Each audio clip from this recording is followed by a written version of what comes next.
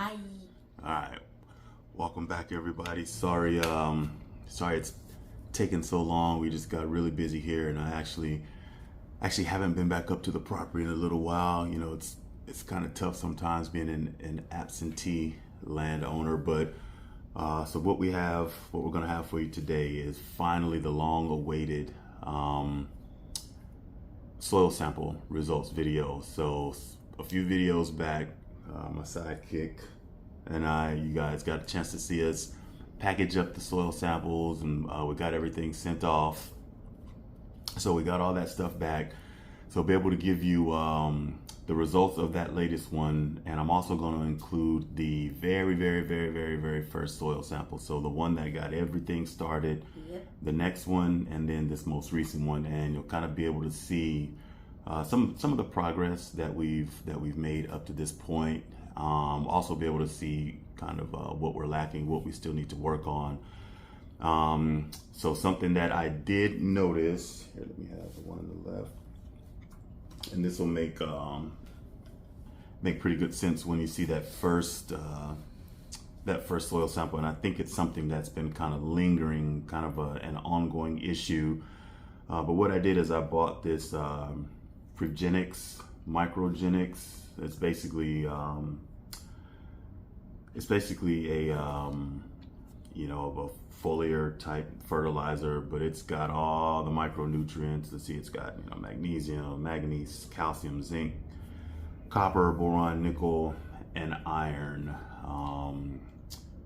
So this is it, and that's kind of the breakdown of what all is in it. And what I'm gonna end up doing is diluting it down, getting it in the spray tank once we get up there, and getting it sprayed onto both plots. And again, this will make sense here in a couple of minutes. But I think this or the lack of some of these micronutrients may be kind of what's been one of the biggest issues that we've been having over there, as far as stuff really taking hold and growing good. So the other thing I'm gonna put down there, I went ahead and got this again, Progenics, and it's the liquid compost. And basically it's just a That's my face yawned. why are you yawning so much? I don't know.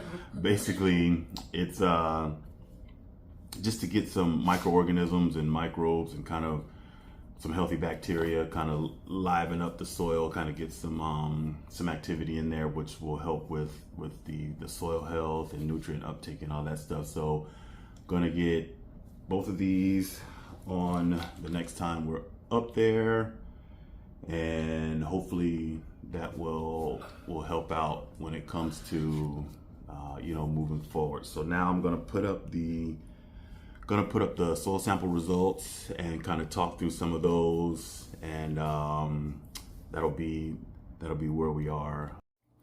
All right, so this is the very first soil sample that I ever pulled from this spot, and this was back in January of 2023, and like literally this was before the plots were even plots. All I did was scrape up, kind of move some of the pine straw, the trash on the ground out of the way, and you know, dug a few holes.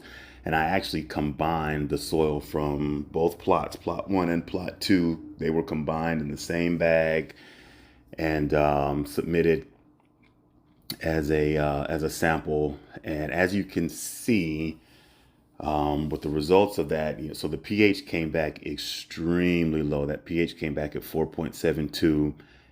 Everything on this soil sample result page is like super low.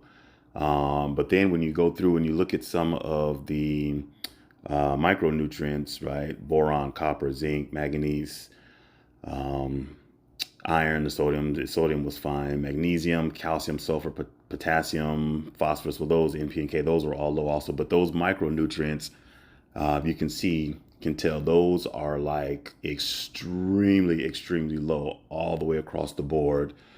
And I think that has been probably one of the main sources of kind of what I've had going on here, my success, and to a certain degree, lack thereof. So the next soil sample we got for plot 1, you can see, let's see, that was September of 2023, right? And you can see the pH, increased very well. And so I'll go back based on that first soil sample, just, I can't even tell you how much lime I put down. I mean, of course, I was going in accordance to the recommendations, but I got a lot of lime down on both of those plots. So plot 1 back in September of 2023, that pH is up to 5.8.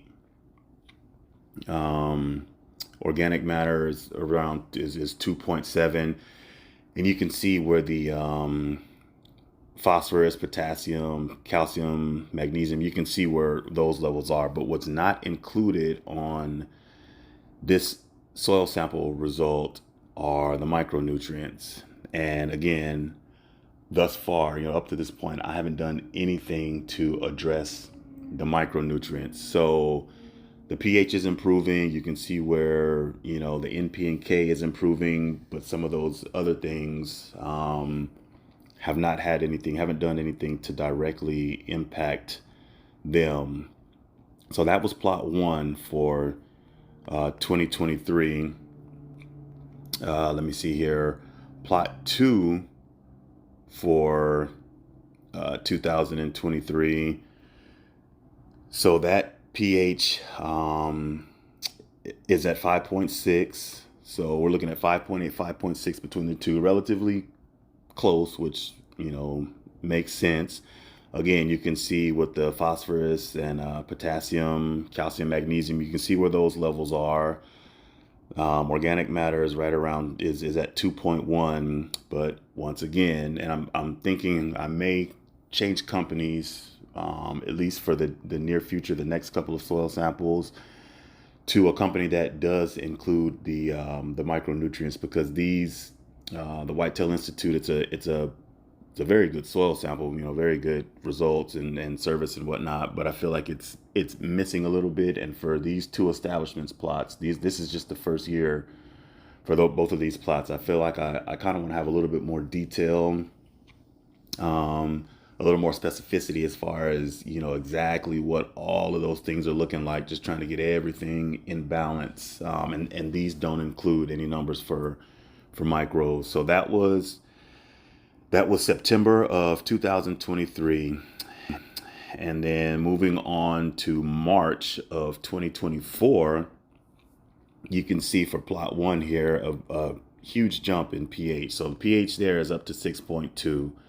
My organic matters is steadily improving, looking pretty good at 3.3. It dropped in potassium, so my potassium's pretty low, and then the magnesium, the phosphorus, calcium, they're all kind of hanging around that medium range. They're okay at best. So it did improve. The pH came up. It did improve. Another indication that I'm thinking something else needs to be addressed, and going the route of the micros, is because for that plot, for plot 1, the pH improved, up to the low 6s, but the results that I'm getting actually on the ground, right? So and you've seen in some of the previous videos, that's the plot that had the rye, had some clovers in there and some radishes, but there was a lot of yellowing.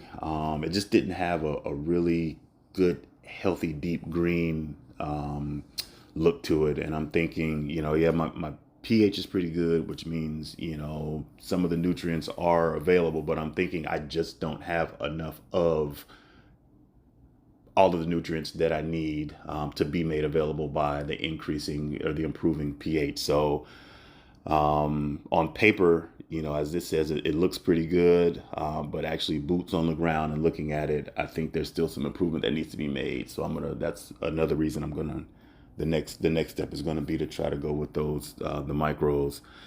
So moving on to plot 2 for March of 2024.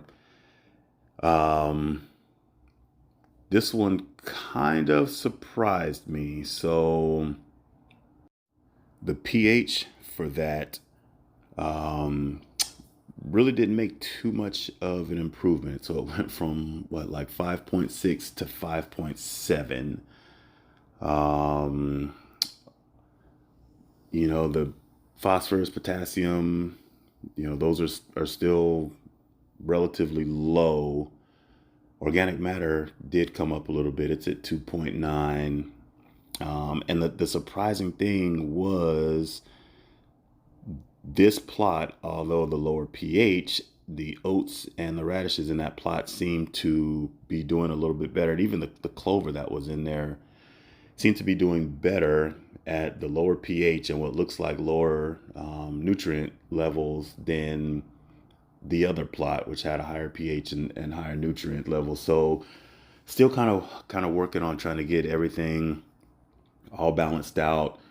Right now, the plan is to go back up there. I'm going to get some for the summer, get some buckwheat and some sunflower on both sides, and then mow down the oats and the winter rye that's on it. Mow that down over it, and then I'm going to go ahead and and spray the Prevgenics, both of these, the liquid compost and the micros, spray that on there and hope for some good rain. And I'll probably do another lime application, hope for some rain, get that washed in, and then hopefully the sunflowers, the buckwheat comes up pretty good. And then when it's time around mid-September-ish, time to do a fall planting, I'll just plant straight into the buckwheat and the sunflowers and do the same thing, come through, mow it down, and hopefully can get some decent results. By then we'll have a little bit of time to let some of the micros start to incorporate themselves into the soil, and and then once I get everything mowed down, once that starts to decompose and everything, it'll be a little bit of fertilizer, hopefully give everything a boost, and hopefully going into this fall we'll get pretty good results. All right, so I hope some of that kind of clears the mud a little bit as far as what I think is going on. One of the things I have to constantly remind myself of is it's a first year plot and it's a marathon, not a sprint. So I just gotta remind myself just to continue to be patient, and the baby steps eventually. I think we'll get to where we want to be. We're making steady progress. So patience is a virtue. So on that note, we are out of here. Thanks for checking us out. Hopefully it won't be so long until the next one. Make sure to like and subscribe and leave comments. And leave comments and share and all that stuff. All right, Vance Venison, outdoors. Out.